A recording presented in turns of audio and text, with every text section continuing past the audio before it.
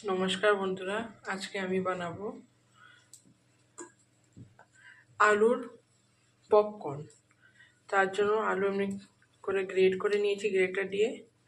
তারপরে এরকম ভিজিয়ে রেখেছি, এটাকে ধুয়ে তারপরে দেখাচ্ছি।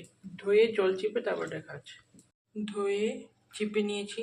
এখন এটাকে আমরা লবণ দিয়ে মেখে 2 মিনিটের জন্য রেখে দেবো। দেখুন, 2 মিনিটের জন্য আমি লবণ দিয়ে মেখে রেখে দিয়েছিলাম। এখন এটা জল ছেড়ে দিয়েছে, এটা চিপে নেব। দেখুন কত জল বেরোচ্ছে। চিপে তারপর দেখাচ্ছি। দেখুন চিপে নিয়েছি। এখন এটার মধ্যে কুচানো ধনে পাতা দিয়ে দেব।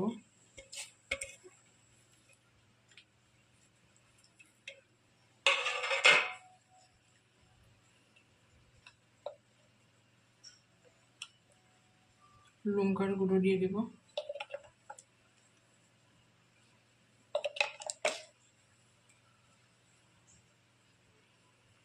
সামান্য একটু হলুদ দিয়ে দেব।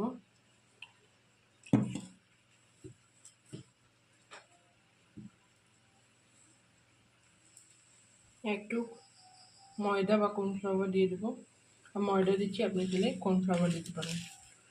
দিয়ে ভালো মতো মেখিয়ে নেব।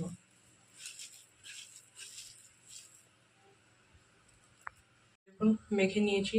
লবণটা দিইনি, তার কারণ হলো আগে দিয়ে দিয়েছিলাম, তাই এরকম মেখে নেব। মাখার সময় কোনো জল ইউজ করব না, নাহলে এটা লেটা হয়ে যাবে।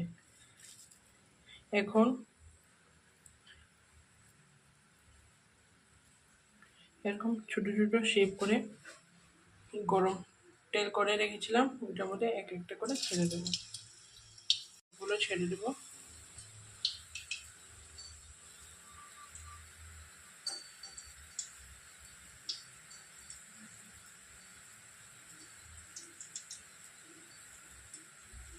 যেরকম করে সবগুলো ছেড়ে দেবো। সবগুলো ছেড়ে দেখাচ্ছি। পকোড়াগুলো ছেড়ে দিয়েছি, এখন লাল লাল করে ভেজে তুলে নেব। এখন পকোড়াগুলো নেমে নিয়েছি।